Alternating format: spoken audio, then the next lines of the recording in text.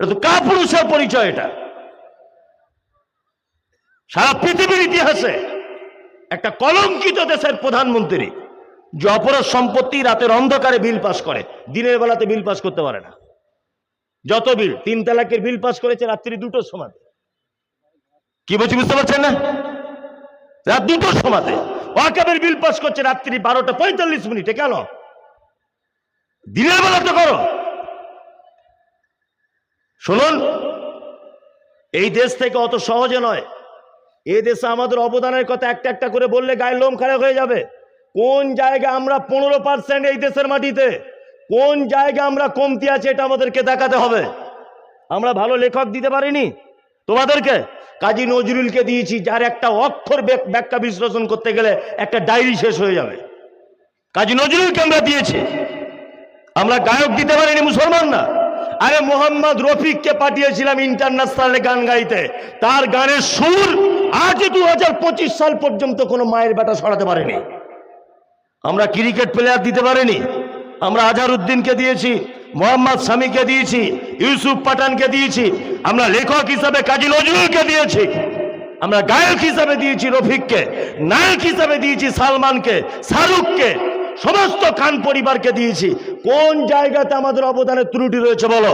স্বাধীনতাতে রক্ত দিতে পারেনি। সারা ভারতবর্ষে 1947 সালে যখন ব্রিটিশ বিরোধী আন্দোলন শুরু হলো, সর্বপ্রথম ব্রিটিশ বিরোধী আন্দোলনে 41,000 দিল্লির চাঁদনী চক থেকে দিল্লির খায়বার পর্যন্ত এক রাত্রে 41,000 আলেমকে মেরে দেওয়া হয়েছিল। সর্বপ্রথম ভারত স্বাধীনতা আন্দোলনে 41,000 আলেমরাই প্রাণ দিয়েছে। প্রমাণ রয়েছে। দিল্লির আজও পর্যন্ত গেটে 60,000 মুসলিমদের নাম লেখা রয়েছে যারা ভারত স্বাধীনতার জন্য রক্ত দিয়েছে। দিলীপ ঘোষের বাপের নাম লেখা নেই, নরেন্দ্র মোদীর জ্যাঠার নাম লেখা নেই, শুভেন্দু অধিকারী বাপের নাম লেখা নেই। ওখানে রয়েছে মাওলানা আশফাকুল্লাহ খান, ইসমাইল অমৃতসরী, মাওলানা আহমদুল্লাহ, নিসার আহমেদ, এদের নাম লেখা রয়েছে ওইখানে। আমরা এদেশের আদি নাগরিক, আমরা স্বাধীনতাতে প্রথম রক্ত দিয়েছি, আমরাই প্রথম শহীদ হয়েছি, আমরা সমস্ত জায়গায় নাম লিখিয়ে দিয়েছি। এখন আমাদের সম্পত্তি হরণ করে নেওয়া হচ্ছে। আমরাও সেই জাতি। তোমার মতো ফেরাউনকে আমরা এর আগে দেখেছি, নমরুদকেও দেখেছি, এর আগে অজস্র বেঈমানদেরকে দেখেছি। আর তুমি তো সামান্য নরেন্দ্র মোদী দিল্লির ক্ষমতায় বসে আছো। তোমার থেকেও বড় জালেম নাম তার ফেরাউন টিকতে পারেনি ইমামদারদের কাছে। টিকতে পেরেছে? টিকতে পেরেছে? টিকতে পারেনি। নমরুদ টিকতে পারেনি। পৃথিবীতে ক্ষমতা বেশি দিন টিকে থাকবে না। আবু জেহেল টিকতে পারেনি, আবু লাহাব টিকতে পারেনি, তুমিও টিকতে পারবে না। সময়ের অপেক্ষা। ইনশাআল্লাহ সারা ভারতবর্ষের যেখানে যে লেভেল দিয়ে প্রতিবাদের ঝড় তুলছে, প্রত্যেক প্রতিবাদে আপনার অংশগ্রহণ করবেন ইনশাআল্লাহ। ইনশাআল্লাহ, ইনশাআল্লাহ প্রত্যেক প্রতিবাদে। কেন বলছি? প্রতিবাদী বিপ্লব ঘটিয়ে দিতে পারে। বিশেষ করে ইয়াং ছেলেরা, তোমরা রেডি থাকবে। যে জায়গায় প্রতিবাদ হবে তোমরা সেইখানে পৌঁছে যাবে, কারণ তোমাদের দ্বারাতেই অনেক কাজ হয়েছে। তোমরাই ইসলাম আনার মূল কারণ। তোমরাই, এই যুবকদের মাধ্যমে ইসলাম এসেছে। যুবকদের আন্দোলনের কারণে, ছাত্র আন্দোলনের কারণে বাংলাদেশ জালেম শাসনের কাছ থেকে নতুন করে স্বাধীনতা লাভ করেছে, নতুন করে। ওই জন্য বলছি, যেখানেই বীরভূম, বর্ধমান, বহরমপুর 14 এপ্রিলে মনে হয় ডাক দিয়েছে, যেখানেই ডাক দিচ্ছে আপনারা কাজবাজ কামাই করে দিয়ে, বাতিল করে দিয়ে ডাকে সামিল হন। কারণ এটা হচ্ছে জাতি, এটা হচ্ছে উম্মার বিশাল বড় একটি উপকার হবে আপনি যদি যান। এখন কোন হানাফি নয়, সাফি নয়, দেওবন্দি নয়, জামাত ইসলামী নয়, ফুরফুরা আজমির কিছু নয়। এই মুহূর্তে নিজেকে মুসলিম পরিচয় দিয়ে সমস্ত জায়গাতে আমরা ঝাঁপিয়ে পড়ব ইনশাআল্লাহ। ইনশাআল্লাহ, ইনশাআল্লাহ সমস্ত প্রতিবাদে আপনি থাকবেন। প্রতিবাদ যদি করতে নাও পারেন, অন্তর থেকে অন্তত পক্ষে ঘৃণা করে দিবেন। মাথায় থাকবে, অন্তর থেকে ঘৃণা করবেন। এটা আপনার জন্য খুব দুর্বল ঈমান, খুব দুর্বল। আদম আলাইহিস সালামকে পাঠানো হয়েছিল কোথায়? ভারতে। এটা একটা কথা জানা হয়ে গেল। আর একটা কথা জানুন, আদমের স্ত্রী হাওয়া, ওনাকে পাঠানো হয়েছিল কোথায়? জিদ্দা। কোথায়? জিদ্দা। জেদ্দাতে পাঠানো হয়েছিল হাওয়াকে। এবার দুজনা তো ভুল করেছে, জান্নাতের ফল খেয়ে নিয়েছে, দুজন দুই জায়গাতে। কি বলছে বুঝতে পারছেন না? এবার দুজন দুই জায়গায় শুধু দোয়া করছে, ক্ষমা চাইছে আল্লাহর কাছে। কি দোয়া করছে? রব্বানা যালামনা আনফুসানা ওয়া ইল্লাম তাগফির লানা ওয়া তারহামনা লানাকুনান্না মিনাল খাসিরিন। শুধু দোয়া করছেন। আদম হাওয়া কি দোয়া করছেন? রব্বানা যালামনা আনফুসানা ওয়া ইল্লাম তাগফির লানা ওয়া তারহামনা লানাকুনান্না মিনাল খাসিরিন।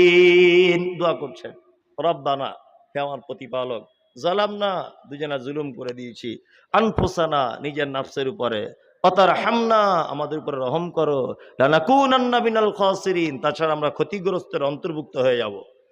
দোয়া করছে। দোয়া যখন বারবার করছে, বারবার যখন করছে, আল্লাহ বলছে যা তোদের দুজনকে ক্ষমা করে দিলাম, যা দুজনকে ক্ষমা করে দিলাম, তোদের দুজনকে ক্ষমা করে দেওয়া হলো। এবার আল্লাহ তাআলা আদম আর হাওয়াকে বলছেন যে তোমাদের দুজনকে এবার পৃথিবী নামক একটা জায়গাতে পাঠাবো, পৃথিবী নামক একটা জায়গাতে পাঠাবো দুজনকেই।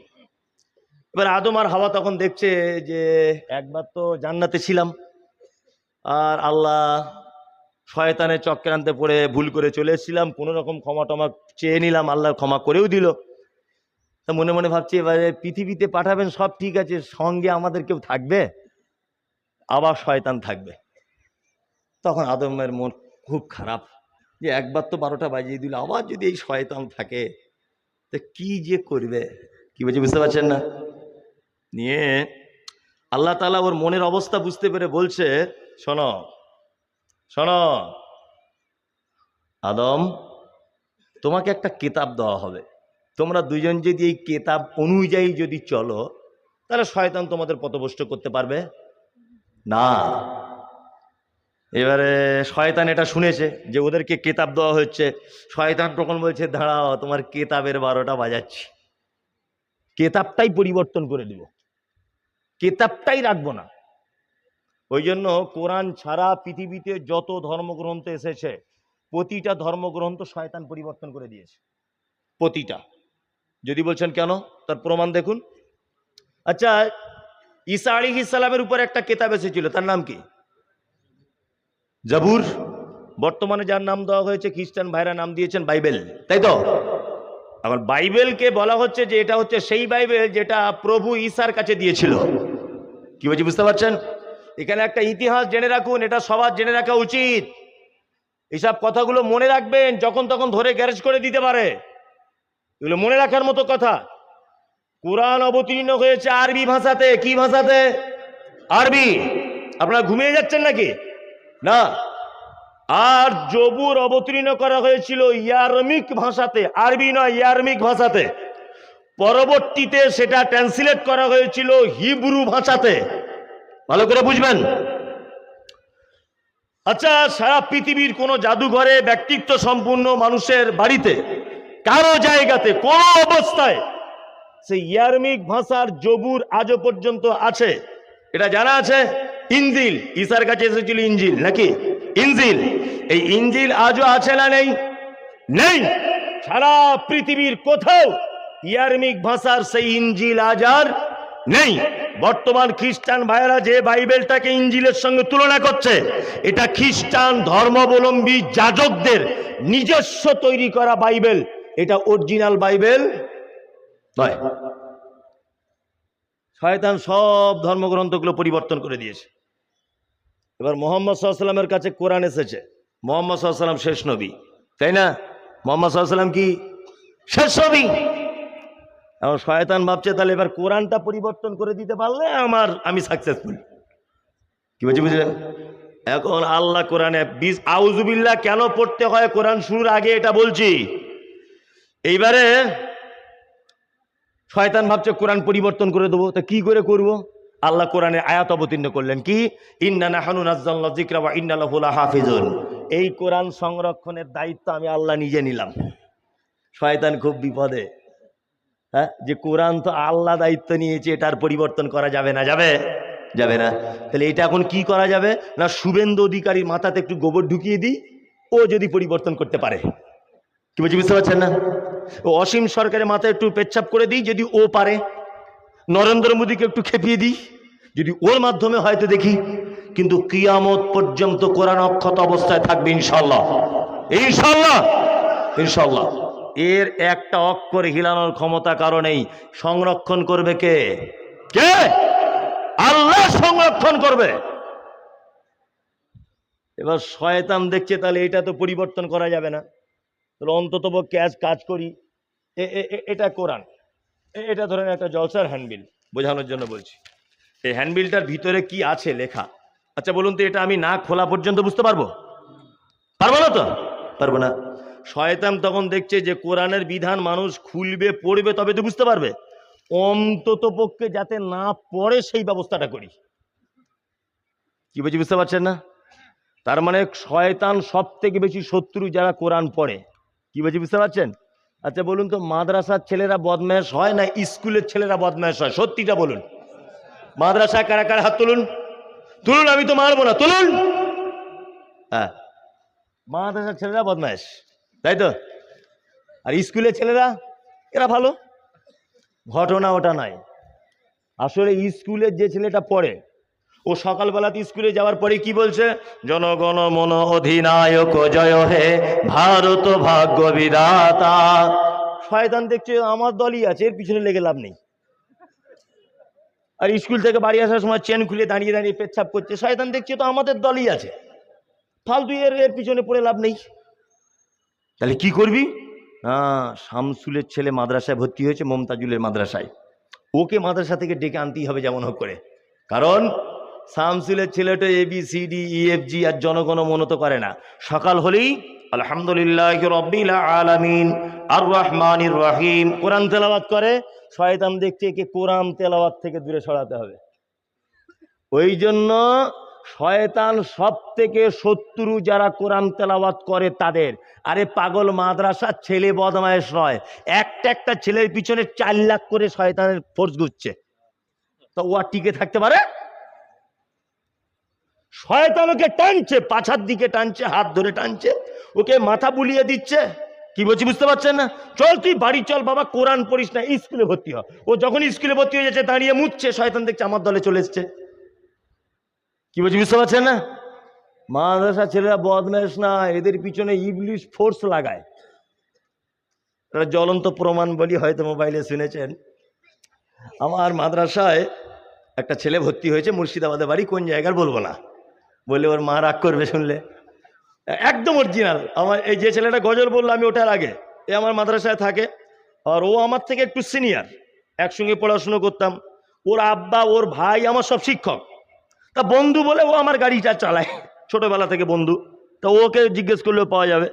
তো একটা ছেলে ভর্তি হয়ে থেকে ইরাম করছে, ইরাম করছে কেন?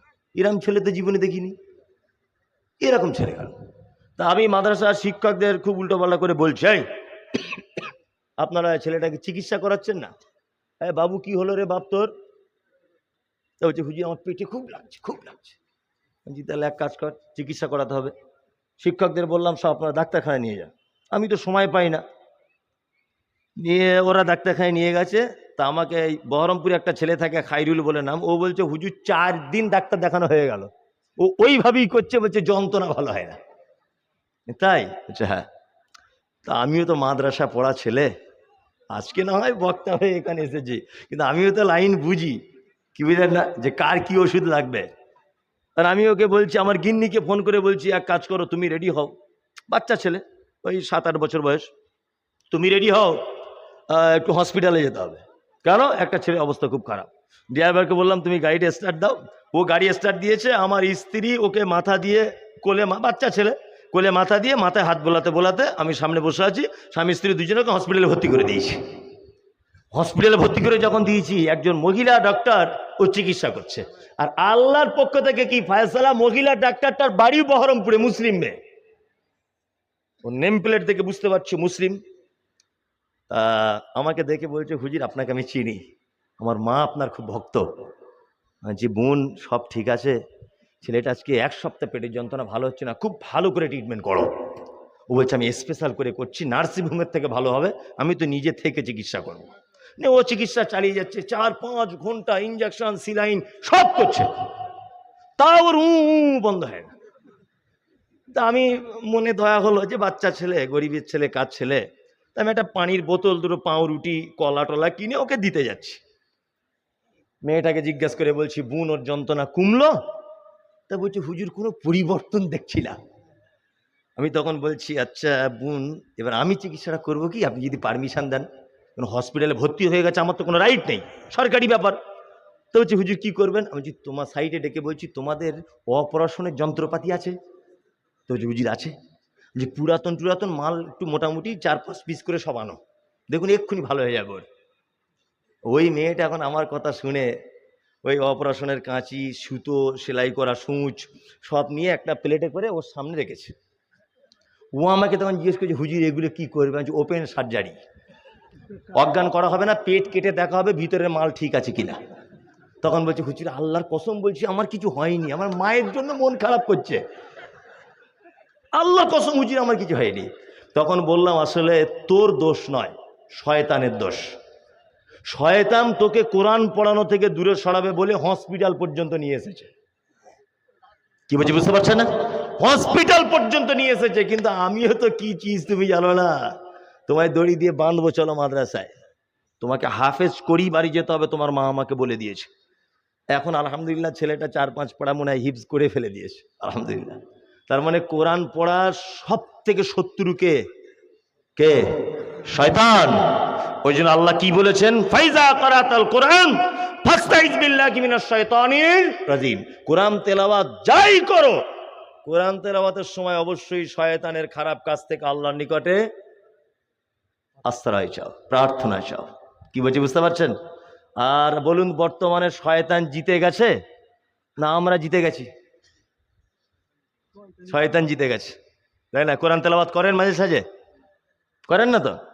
আর আপনার বড় বাড়ি তো, কোরআন রাখার জায়গাও কম, জায়গাও শর্ট, টিভি, শোকেস, আলমারি সব, কোরআন রাখার জায়গা কম, তাই না?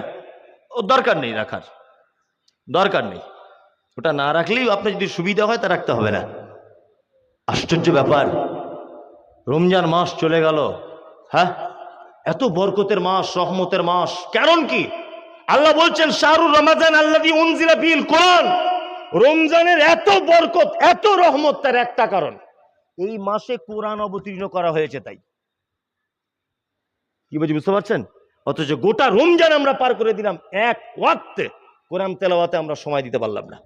রমজানে কোরআন তেলাওয়াত করেছেন? করেছেন রমজানে কোরআন তেলাওয়াত? কটা লোক হাত তুলেছে? 10 জন হবে কোরআন তেলাওয়াত করতে পারেনি। কোরআন তেলাওয়াত করুন। কি বলছি বুঝতে পারছেন? জি। তাহলে আউযুবিল্লাহ কেন বলতে হয় এটা বলে দিলাম। এবার সূরাটার বাংলাটা বলে দিই।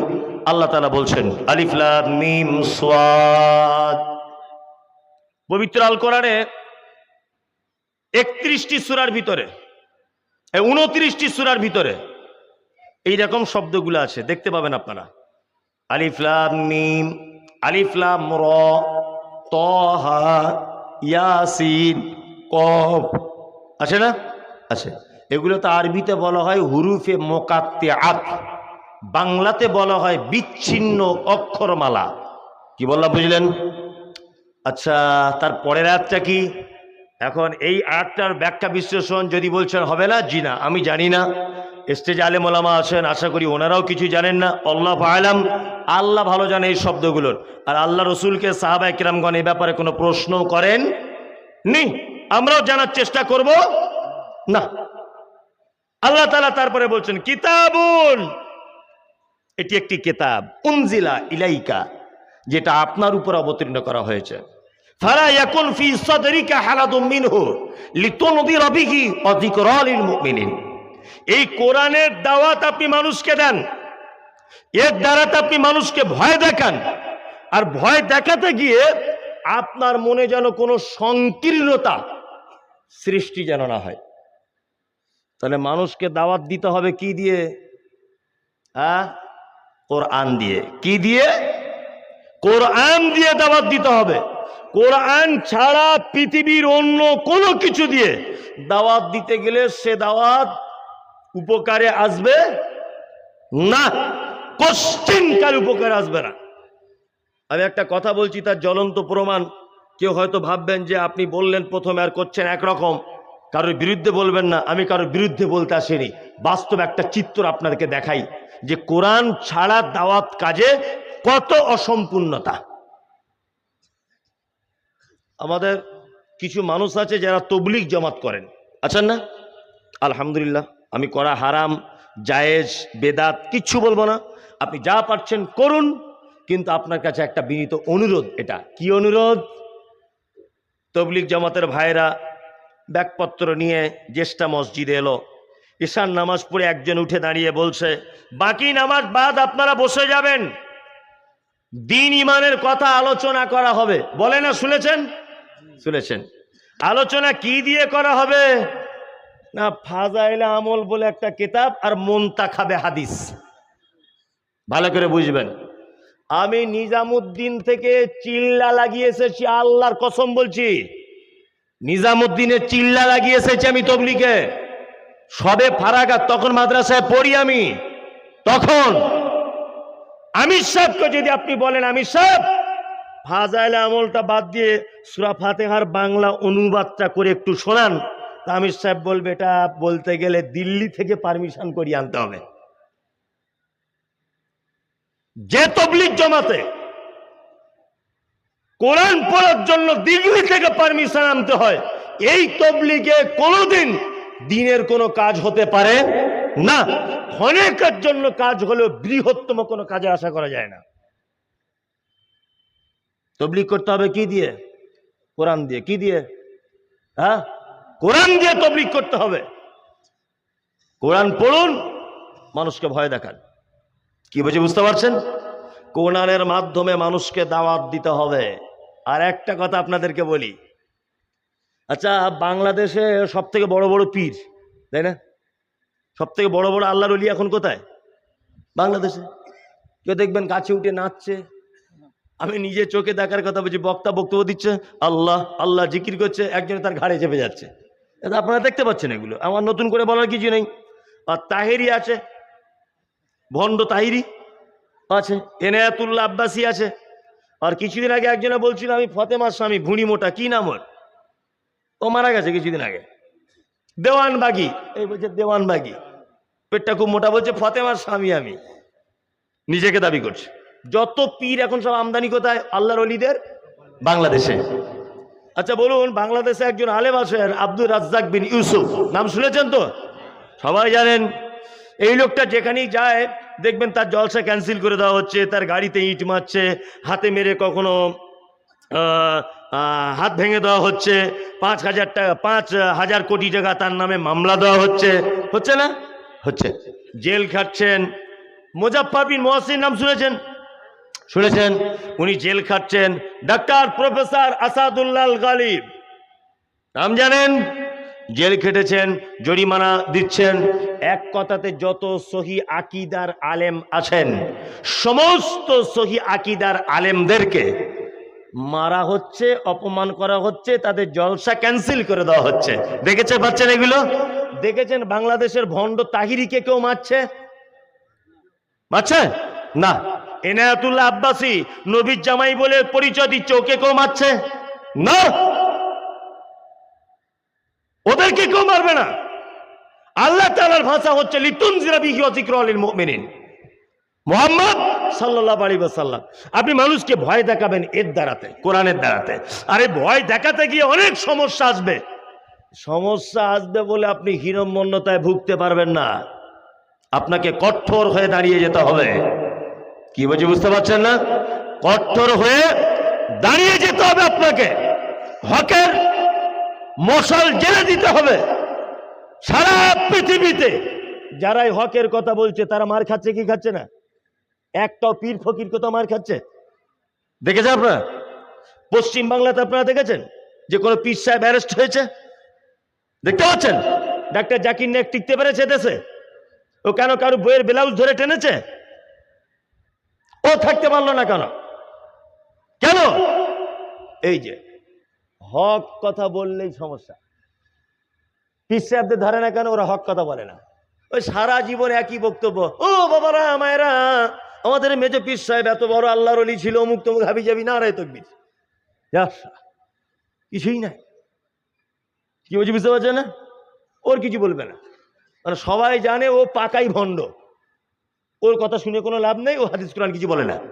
তার মানে সঠিক হাদিস কোরআনের কথা বললে আজও পর্যন্ত মায়ের খেতে কি হবে? বন্ধু বিগড়ে যাবে। কিন্তু আল্লাহর ভাষা কি?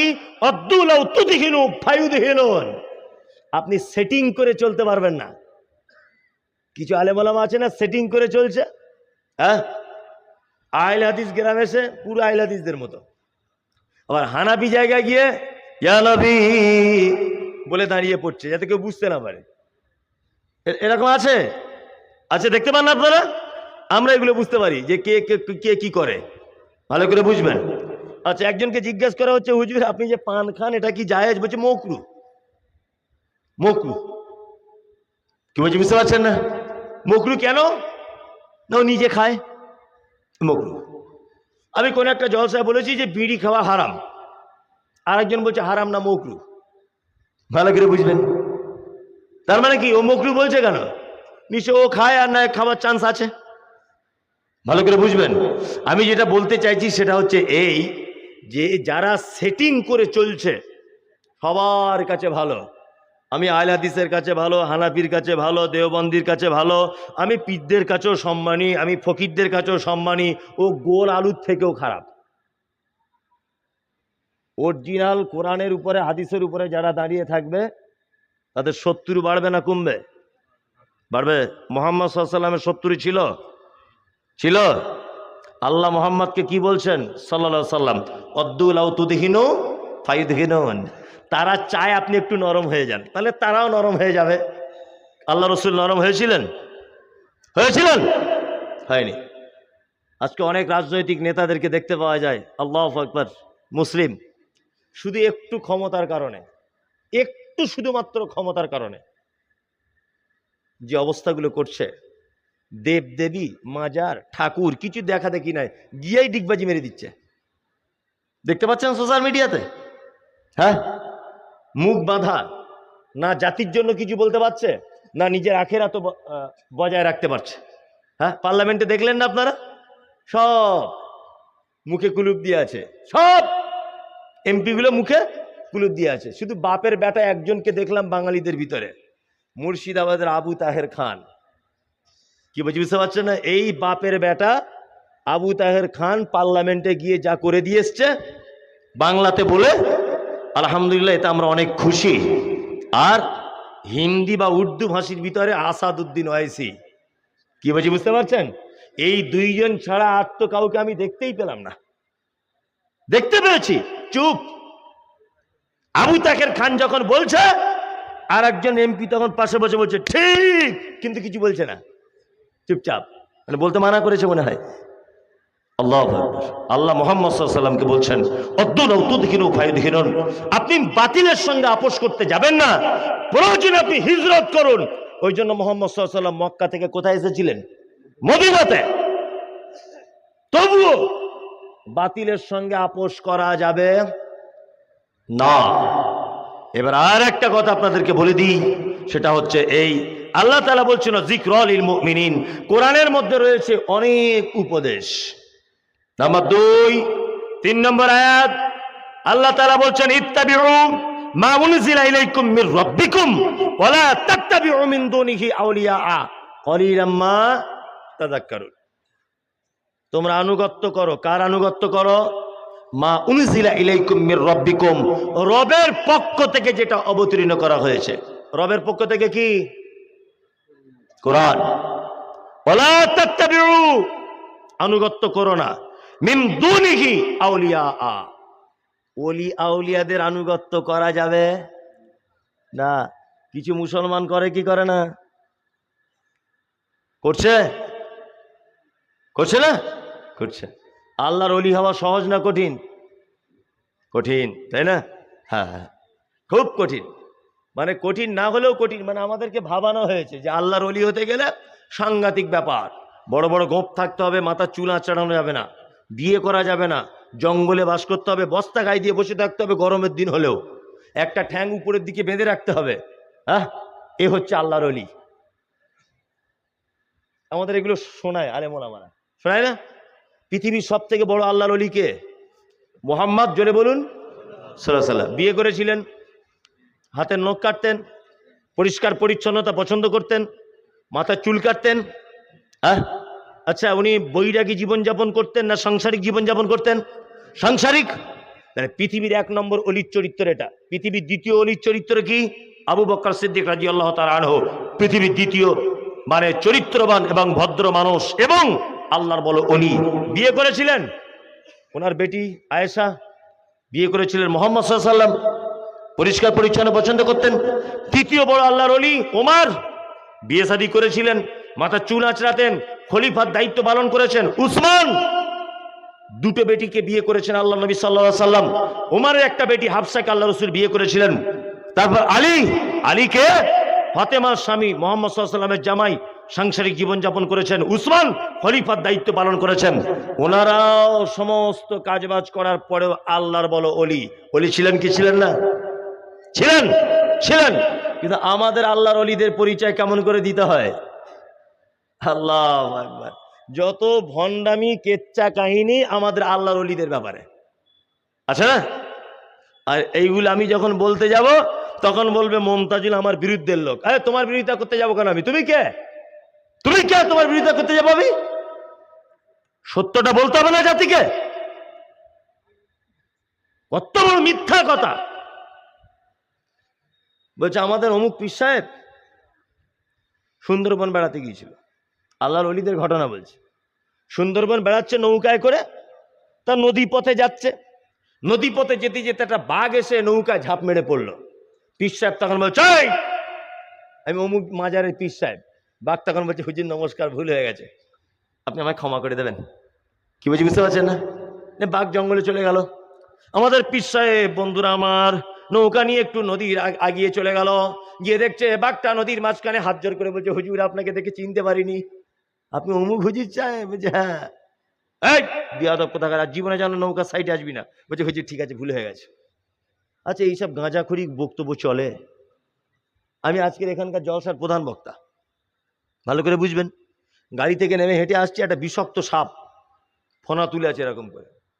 আমি যদি বলি এই বিয়াদব কোথাকার, আমি এখানকার প্রধান বক্তা, ছাড়বে? ছাড়বে? ছাড়বে না। এইসব আল্লাহর অলিদের ঘটনা শোনানো হয় আমাদের।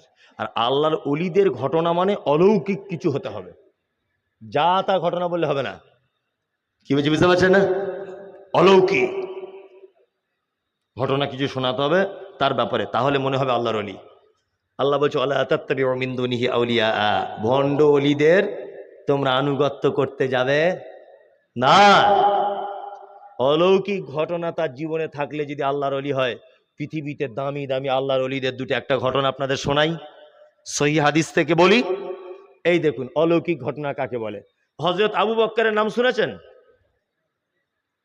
আমি কলকাতা থেকে এসেছি, আবার এখন কলকাতা যাব, আবার এই 2 ঘন্টা বক্তব্য দিচ্ছি। আপনি এত ক্লান্ত, ঘুম লাগছে কেন? আমার কই কিছু হচ্ছে না, একদিনে আপনার এরকম অবস্থা। একটু ধৈর্য ধরুন, আর কিছুক্ষণ আমাকে আর দুটো একটা হাদিস বলতে দেন। হাদিস, আবু হুরায়রার নাম শুনেছেন? আবু হুরায়রা, হযরত আবু হুরায়রা ঈমান নিয়ে এসেছেন। ঈমান আনার পরে সব থেকে বেশি হাদিস বর্ণনা করেছেন কে? আবু হুরায়রা। আর সব থেকে অল্প দিন আল্লাহর নবীর কাছে ছিলেন কে? ওটাও আবু হুরায়রা। কি বললাম বুঝতে পারছেন? আসহাবে সুফফাতে থাকতেন, হাদিসটা শুনবেন মন দিয়ে। আসহাবে সুফফাতে থাকতেন কে? আবু হুরায়রা। আল্লাহ নবী সাল্লাল্লাহু আলাইহি ওয়াসাল্লাম কখনো কত হাদিয়া পাঠালে বা অন্যান্য সাহাবীরা হাদিয়া পাঠালে আসহাবে সুফফায় যে সমস্ত সাহাবীরা থাকতেন তারা খেতেন, তা বাকি টাইম খাওয়া হতো না। হযরত আবু হুরায়রা বলছেন একবার এত খিদা লেগেছে, আল্লাহ রাসূল যে মেম্বারে খুতবা দেন ওই মেম্বারের সাইডে পেটে পেট লাগিয়ে আমি বসে আছি। আবু হুরায়রা ভাবছেন যে এখানে থাকলে খাওয়া হবে না, একটু রাস্তার দিকে যাই, একটু রাস্তার দিকে যাই। তা রাস্তার দিকে যাচ্ছেন কে? আবু হুরায়রা। রাস্তার দিকে যাচ্ছেন এই ভেবে যে আল্লাহ রসুলের কোনো সাহাবীর সঙ্গে দেখা হবে, আমি কোনো একটা ছলনা করে কথা বলবো, সে আমার দিকে তাকাবে, আর আমার ক্ষুধার্ত চেহারাটা দেখে সে বুঝতে পারবে, সে নিশ্চয় আমাকে খাওয়ার কথা কিছু বলবে। ধুলোবালি মাখা অবস্থায় বসে আছেন আবু হুরায়রা। রাস্তা দিয়ে আসছেন কে?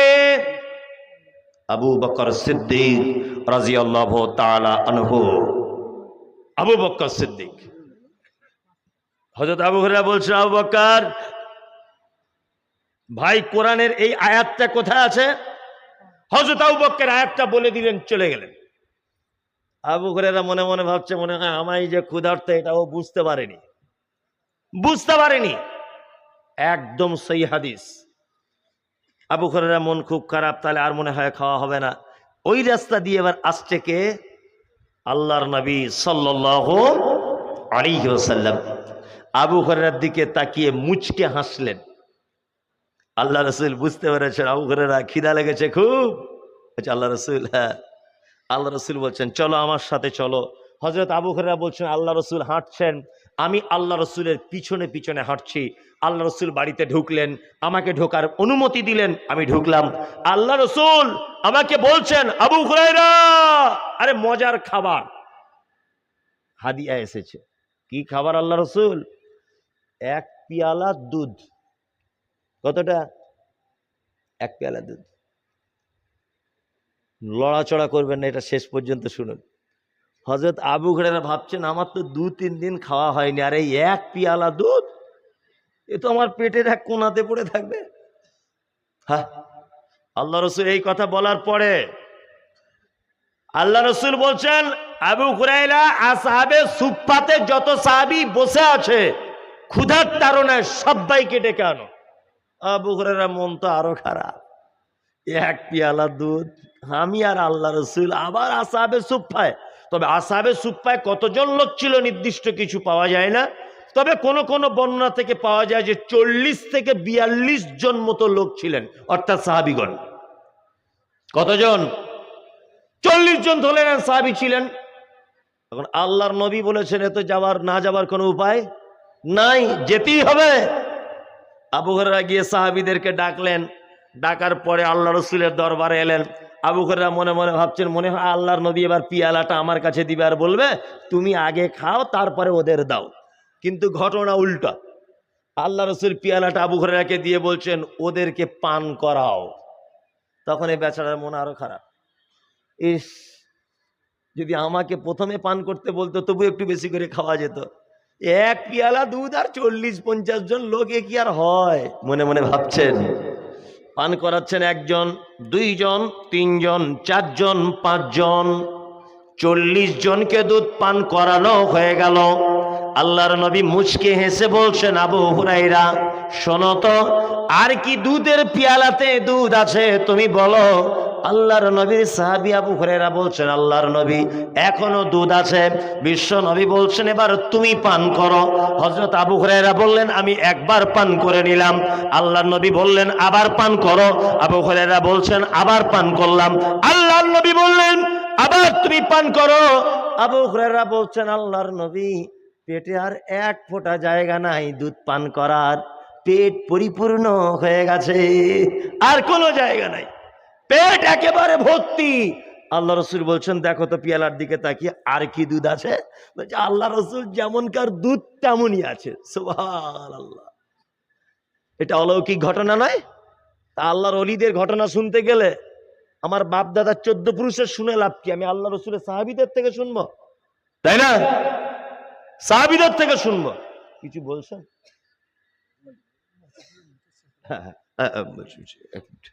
মানে ওইটা বললেই সব লোক পালাবে, বুঝলেন তো? আমি ঠিক বলছি আর কি। হ্যাঁ বলছি। আমি আর একটা হাদিস আমার শোনাতে দিতেই হবে, বলবো।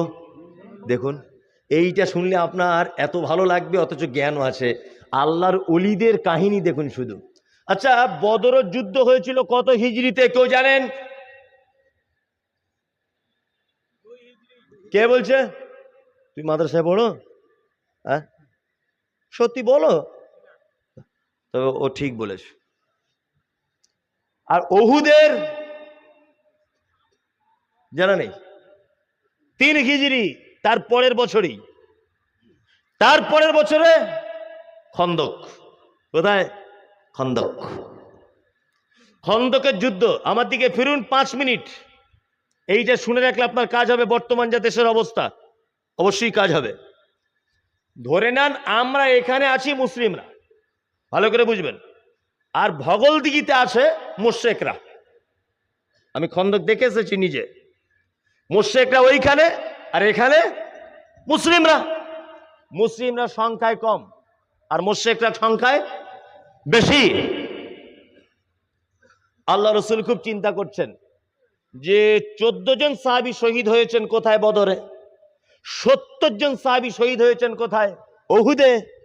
আবার যদি খন্দকের তারপরের বছরে যুদ্ধ, আবার যদি সাহাবীরা শহীদ হন, এ বড় বিপদ। আল্লাহ রসুল টেনশন করছেন। একদম যুবক ছেলে একটি আল্লাহর নবীকে এসে বলছেন, আল্লাহ রসুল সাল্লাল্লাহু আলাইহি সাল্লাম, একটা কাজ করলে হয় না? তো বলছে কি? বলছে ভগলদিঘি আর জ্যেষ্ঠা গ্রামের মাঝ, হাদিসে ভগলদিঘি আর জ্যেষ্ঠা নেই, ওটা বোঝানোর জন্য বলছি। এই দুটো জায়গার মাঝখানে যদি একটা খাল যদি কেটে দেওয়া হয় তাহলে সুবিধা হবে। আল্লাহ রসুল বলছেন কেন? বলছে ওরা যদি আমাদের মারতে আসে তা খালে নেমে উঠে তবে তো আমাদের মারবে। ওরা যখন খালে নামবে আমরা উপর থেকে আঘাত করব। এখান থেকে একটা জ্ঞান নেন। আমরা মুসলমানরা সারা জীবন নারে তাকবীর আর আল্লাহু আকবার দিয়ে জলসা চালিয়ে দিয়েছি, আর হাদিস কোরআন চালিয়ে দিয়েছি। আপনারা জানেন যে আপনাদের মুর্শিদাবাদ পার্শ্ববর্তী জেলা ওই মতিঝিল বলে একটা পার্ক আছে, দেখেছেন? দেখেছেন? এখানে একটা বিশাল বড় ঝিল আছে, তাই না? কারণ কি? কারণ কি জানা নেই। আপনারা জানেন যে হাজারদুয়ারি যে জায়গাটার, তার চারিদিকে ছোট্ট একটা নদী বয়ে গেছে, গেছে না? গেছে। ফারাক্কা থেকে ক্যানেলটা বার করে নিয়ে যাওয়া হয়েছে। কারণ কি? আপনারা যারা দিল্লিতে যাবেন তাজমহল দেখতে, দেখবেন তাজমহলের চারিদিকে মেন মেন জায়গাতে এরকম ঝিল মতো কেটে পার্কের মতো করে বাঁধিয়ে দেওয়া হয়েছে। কারণ কি? আপনারা যারা ওই ভিক্টোরিয়া কলকাতাতে যাবেন দেখবেন চারিদিকটায় পানি দিয়ে ডিজাইন করা আছে। কারণ কি? কারণ আগেকার মোগল সম্রাটরা পর্যন্ত এই হাদিসটা মেনে চলেছে, খন্দকের যুদ্ধের ব্যাপারটা, যে প্রতিপক্ষকে আঘাত করা থেকে নিজেকে আত্মরক্ষা করার জন্য মাঝখানে খাল কেটে দিলে সুবিধা হয়। কি বলছি বুঝতে পারছেন? সালমান ফার্সি যখন এ কথা বলেছে, আমি যদি দুতলাতে একা থাকি, দুতলার উপরে, ভালো করে বুঝবেন, আপনারা 10 জন নিচে, মারপিট হচ্ছে। আচ্ছা বলুন তো, আমি একা জিতবো না আপনারা 10 জন জিতবেন? আমি একা জিতবো, কারণ উপর থেকে আঘাত করতে সুবিধা হয়, তাই না? আর আল্লাহ রসুল যুদ্ধের ক্ষেত্রে রণকৌশল ব্যবহার করতেন। যেমন বদরের মাঠে আমি দেখে এসেছি, যে জায়গায় আল্লাহ রসুল সাল্লাল্লাহু আলাইহি ওয়াসাল্লাম মানে ঘাঁটি গেড়েছিলেন, ওই পাহাড়টির নাম হচ্ছে জাবালে রুমা। জাবালে রুমা পাহাড়টা এমন একটা জায়গায় অবস্থিত যে সূর্যের বিপরীত দিকে, মানে শত্রুকে আঘাত করার জন্য সূর্যের তাপ যেন ডাইরেক্ট চোখে না পড়ে। এটা একটা কৌশল আল্লাহ রসুল সাল্লাল্লাহু আলাইহি ওয়াসাল্লামের। যাই হোক, আল্লাহ রসুল বলছেন সালমান ফার্সি, তাহলে খাল কাটা হোক। খাল কাটার কাজ চলছে। খাল কাটতে টাইম লাগবে কতদিন? 3 মাস। কতদিন? 3 মাস। আল্লাহ রসুল বলছেন যার বাড়িতে কোদাল কুড়াল যা আছে সব নিয়ে চলো, খন্দকের খাল কাটা হবে। আল্লাহর নবী নিজেও বাড়ি থেকে দা কোদাল কুড়ুল যা অস্ত্র ছিল নিয়ে গেছেন, খাল কাটছেন আল্লাহ রসুল নিজেও। সুবহানাল্লাহ। খাল কাটছে। আল্লাহ রসুল বলছেন শোনো, নতুন যারা বিয়ে করেছো তারা বাড়ি যেতে পাবে, যারা পুরাতন বিয়ে করেছো তারা বাড়ি যেতে পাবে না, খাল কাটা না শেষ হওয়া পর্যন্ত। ভালো করে বুঝবেন, খাল কাটার কাজ চলছে মারাত্মক গতিতে। সাহাবীদের গাঁইতির তলাতে একটা পাথর জমা হয়ে গেল। সমস্ত সাহাবীর আঘাত করেও পাথরটা ভাঙতে পারছে না। একজন সাহাবী বলছেন আমাদের মাঝে তো আল্লাহর নবী রয়েছেন, আল্লাহর নবীকে একবার গিয়ে বললে হয় না, যদি আল্লাহর নবী একবার আঘাত করেন। আল্লাহর নবীকে গিয়ে জানানো হলো। আল্লাহ রসুল এলেন, আসার পরে এইভাবে হাত তুলে যখন পাথরে আঘাত করলেন, হজরতে জাবের বলছেন আমি নিজের চোখে দেখলাম যে ধুলো যেমন ধূলিসাৎ হয়ে যায়, ধোঁয়া হলে, হাওয়া হলে যেমন উড়ে যায়, পাথর সমস্ত সাহাবী মিলে যেটা ভাঙতে পারছিল না, আল্লাহর নবী একবার আঘাত করার কারণে একদম ধুলোর ন্যায় ধূলিসাৎ হয়ে গেল। হযরতে জাবের বলছেন, আল্লাহ রসুল যখন হাত তুলেছেন এইভাবে আমি নিজে চোখে দেখেছি, আল্লাহ রসুলের পেটে পাথর রাখা আছে, পাথর। আল্লাহ রসুলকে জিজ্ঞেস করে বললাম, আল্লাহ রসুল, এর আগে তো কোনোদিন আপনার পেটে পাথর দেখিনি। আল্লাহ রসুল বলছেন, জাবের, তোমাদের যেমন খিদা পায় তোমাদের থেকে বেশি খিদা আমার লাগে। 2 দিন 3 দিন যাবত না খেয়ে গাঁইতি চালাচ্ছি, মাটি কাটছি, এত খিদা লেগেছে জাবের, পেটে পাথর দিয়ে রেখেছি যাতে পেটটা একটু ভারী ভারী অনুভব হয়। হযরতে জাবের বলছেন, আল্লাহ রসুল, আমি 1 মিনিট আর এখানে থাকবো না, আপনি আমাকে ছুটি দেন, আমি বাড়ি যাব, আপনি আমাকে ছুটি দেন, আমি বাড়ি যাব। হযরতে জাবের বলছেন, আমার পায়ের তলা থেকে মাটি চলে যাচ্ছে জানো। আল্লাহ রসুল আমাকে ছুটি দিলেন, আমি বাড়ি চলে এলাম। আমার বিবিকে ডেকে বললাম, বিবি, যে দৃশ্য দেখে এসেছি এই দৃশ্য জীবনে কোনোদিন দেখিনি, আল্লাহ নবীর পেটে পাথর বাঁধা অবস্থায় দেখেছি, তাড়াতাড়ি করে বাড়িতে যা আছে খাবার তৈরি করো, তাড়াতাড়ি করে। জাবেরের স্ত্রী বলছেন, বাড়িতে একটা ছোট্ট বকরির বাচ্চা আছে, অল্প একটু জবের আটা আছে। হযরতে জাবের বলছেন, তাড়াতাড়ি বকরিটা দাও।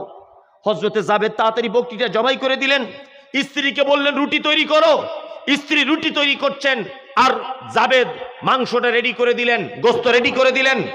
জাবের স্ত্রী বলছেন, এক কাজ করুন, আপনি আল্লাহর নবীকে ডাকবেন আর সঙ্গে 2-1 সাহাবীকে ডেকে আনবেন, তারাও এসে আমাদের বাড়িতে খাবে। জাবের এবার চলে গেলেন দ্রুত গতিতে খন্দকের ময়দানে, গিয়ে বলছেন, আল্লাহ রসুল, খুব অল্প কণ্ঠস্বর নিচু করে কানে কানে বলার মতো বলছে, আমার স্ত্রী আপনাকে বাড়িতে দাওয়াত করেছে, 2-3 জন সাহাবীকে সঙ্গে নিয়ে আপনি আমার বাড়িতে আসুন, আসুন। এই কথা যখন বললেন, আল্লাহ রসুল একেবারে হাস্যোজ্জ্বল মুখ নিয়ে বললেন, কে সাহাবীরা, সব গাইতি কোদাল বাদ দিয়ে দাও, চলো জাবেরের বাড়িতে দাওয়াত। কতজন সাহাবী ছিল? 3000। কত? 3000 সাহাবী। হযরতে জাবের তো ভয় থরথর করে কাঁপছে, কি অবস্থা, একটা বকরির বাচ্চা আর 2টো বাচ্চা ছেলের মতো জবের আটার রুটি, কি করে সম্ভব? 3000 লোক। হযরতে জাবের যখন চলে যাচ্ছেন, আল্লাহ রসুল পিছন দিক দিয়ে জাবেরের জামাটা টেনে দিয়ে বলছে, জাবের শোনো, বাড়িতে গিয়ে তোমার স্ত্রীকে বলবে যে হাঁড়িতে তরকারি রান্না হচ্ছে, হাঁড়িটা উনুন থেকে নামাতে মানা করবে। 2, যে তাওয়াতে রুটিটা তোমার স্ত্রী সেঁকছে, ওই রুটিটা ওখান থেকে নামাতে মানা করবে। আমি যাচ্ছি। এবার হযরতে জাবের বাড়ি এলেন, এসে মন খুব খারাপ। হযরত জাবের স্ত্রী বলছেন, কি ব্যাপার, আপনি এত টেনশনে আছেন? বলছে, সব সর্বনাশ হয়ে গেল। কি সর্বনাশ? বলছে, আমি দাওয়াত দিয়েছি আল্লাহর নবীকে আর 2-3 জন সাহাবীকে, কিন্তু আল্লাহর নবী দাওয়াত দিয়েছেন 3000 সাহাবীকে। ওই জন্য মাঝে মধ্যে আমি বলি যে বিয়ে করতে গেলে একটু বুদ্ধিমান মেয়েকে বিয়ে করবেন, ওই হেদি পেঁদি চেদিকে বউ করে আনবেন না। কি বলছি বুঝতে পারছেন না? যাকে তাকে বিয়ে করবেন না। আমরা তো বিয়ে করার সময় ওসব কিছু দেখি না, নাকটা একটু লম্বা হলেই চলবে, ওর বাপের রাস্তার ধারে 3-4টে দোকান হলেই হবে, আর দেখতে ভালো হলেই হবে, এই তো আমাদের ধান্দা। হ্যাঁ, কাজী নজরুল একটা কথা বলেছে, দেখিতে পলাশ ফুল অতি মনোহর, গন্ধ বিনে সবে তারে করে অনাদর, যে ফুলের সৌরভ নেই কিসের সে ফুল, কদাচ তাহার মনে মজে না বুলবুল। পলাশ ফুল দেখেছেন মাঠে হয় পলাশ ফুল? হ্যাঁ, ওই ফুল বাজারে জীবনে বিক্রি হয়? হয় না। গোলাপ ফুল বিক্রি হয়? শুধু বিক্রি হয় না, কি একটা দিন আছে, ওই দিন 5000 পর্যন্ত দাম হয়। কি বলে ওই দিনটার নাম? Valentine's day. ওটা আমি জানি, বলবো না, আপনার কাছে শুনতে চাইছি আমি, অত বোকা লোক আমি। মোটামুটি 5000 পর্যন্ত। তো ওর অত দাম কেন? ও দেখতেও চমৎকার, ঘেরানো ভালো। কি বলছি বুঝতে পারছেন তো? তার মানে যার গুণ বেশি তার দাম বেশি, তাই না? আপেলের দাম বেশি না মূলার দাম বেশি? আপেলের, আপেল সাদা না মূলো সাদা? তা সাদা হলে দাম বেশি হয়তো না। সিলভার কাপ মাছ দেখেছেন? সাদা না কালো? চাচাজি বলছেন কালো। সিলভার মাছ কালো না সাদা? সাদা। আর দেশি মাগুর কালো। দাম বেশি কার? দেশি মাগুরের। তার মানে বোঝা যাচ্ছে যার গুণ আছে তার দাম বেশি, তাই না? বিয়ে শাদী করার সময় ঠিক তেমন গুণবতী নারীকে স্ত্রী হিসেবে গ্রহণ করবেন, যার গুণ আছে, যার ভিতরে দিনদারিতা আছে। এটা তো হাদিসের শব্দ, দিনদারিতা, কিন্তু আমি দুনিয়াবি দিক দিয়ে বলছি গুণটা দেখবেন ভালো। যাই হোক, জাবেরের স্ত্রী কমন গুণবতী নারী দেখুন, আর বুদ্ধিমতী। জাবেরের স্ত্রী তখন বলছে, আপনি টেনশন করছেন কেন? আপনি কাকে দাওয়াত দিয়েছেন বলুন? জাবের স্ত্রী বলছেন যখন, তখন জাবের বলছে, আমি আল্লাহর নবীকে আর 2-3 জনকে দাওয়াত দিয়েছি। জাবের স্ত্রী তখন বলছে, আপনি আল্লাহর নবী আর 2-3 জনের টেনশনটা করুন। আর 3000 লোকের দাওয়াত দিয়েছে কে? আল্লাহর নবী দিয়েছে। বলছে টেনশন আল্লাহর রসুল করবে, আপনি কেন টেনশন করছেন? এবার 3000 সাহাবীকে নিয়ে আল্লাহ রসুল এলেন। আল্লাহ রসুল বাড়িতে ঢোকার অনুমতি চাইলেন, অনুমতি দেওয়া হলো। আল্লাহ রসুল জাবেরকে বলছেন, জাবের 10 জন সাহাবীকে নিয়ে তুমি এক এক করে ঢোকো, 10 জন করে নিয়ে ঢোকো। হযরতে জাবের বলছেন 10 জন ঢোকালাম, পেট একেবারে পরিপূর্ণ চলে এলো। আবার 10 জনকে ঢোকালাম, আল্লাহ রসুল নিজে খাদ্য দিচ্ছেন, একদম খেয়ে পরিপূর্ণ। এইভাবে 3000 সাহাবীর খাওয়া হয়ে গেল। গোস্ত কতটা? একটা বকরির বাচ্চা, তাই না? 3000 সাহাবীর খাওয়ার শেষ। আল্লাহ রসুল খেলেন। আল্লাহ রসুল বলছেন, জাবের তুমি খাও। জাবের খেলেন। আল্লাহ রসুল বলছেন, জাবের আর কি আছে কিছু? হযরত জাবের বলছেন, আল্লাহ রসুল এখনো যা আছে তো অনেক। আল্লাহ রসুল বলছেন, পাড়া প্রতিবেশীদের মাঝখানে বিলি বন্টন করে দাও। পাড়া প্রতিদের মাঝখানে বিলি বন্টন করা হলো। হযরতে জাবের বলছেন, আমি আশঙ্কা করছি যা এখনো মাল অবশিষ্ট আছে গোটা মদিনা শহরে বিলি বন্টন করা যাবে। এটা অলৌকিক ঘটনা নয়? আমি দাদা হুজুরের জীবনী থেকে শুনতে যাব কেন? আব্দুল কাদের জিলানীর জীবনী থেকে শুনতে যাব কেন? খাজা মঈনুদ্দিন চিশতির জীবনী শুনতে যাব কেন? সাহাবীদের জীবনী থেকে শুনবো। জ্ঞান পাবো কি পাবো না? পাবো। আল্লাহ তাআলা বলছে, ওয়ালা তাত্তাবিউ মিন দুনিহি আউলিয়া, তোমরা ওলি আউলিয়া যারা অভিভাবক হিসেবে তাদেরকে গ্রহণ করো না, তাদের কাছে যেও না, তাদেরকে ডেকো না। যাই হোক, রাত্রি, ওরে বাবা 1:15 বাজে, অনেকক্ষণ যাবৎ বক্তব্য দিচ্ছি, 1 ঘন্টা 45 মিনিট। এটা মসজিদের জলসা। আল্লাহ রসুলের হাদিস, এই যে বলছে চলো চলো, দেখছেন না? দানের কথা বলছি, বলছে চলো চলো, মানে বুঝতে পেরে গেছে আর ফালতু থেকে লাভ নাই। একটা হাদিস বলি, আপনাদের বাড়িতে মৌমাছির মতো দেখতে একটা পোকা মাটি দিয়ে বাসা করে, মাটি দিয়ে। ওটা আপনাদের কি পোকা বলে? গুলগুলি? যাই হোক, একটা পোকা দেখবে মাটি দিয়ে বাসা করে, মৌমাছির মতো। আল্লাহ রসুল বলেছেন, ওই পাখিটার বা ওই প্রাণীটার বাসার মতো কেউ যদি আল্লাহর ঘর নির্মাণের জন্য জায়গা যদি তৈরি করে দেয়, তার জন্য জান্নাতে রাজপ্রাসাদ তৈরি করা হবে। ওইটুকু জায়গা, ওইটুকু।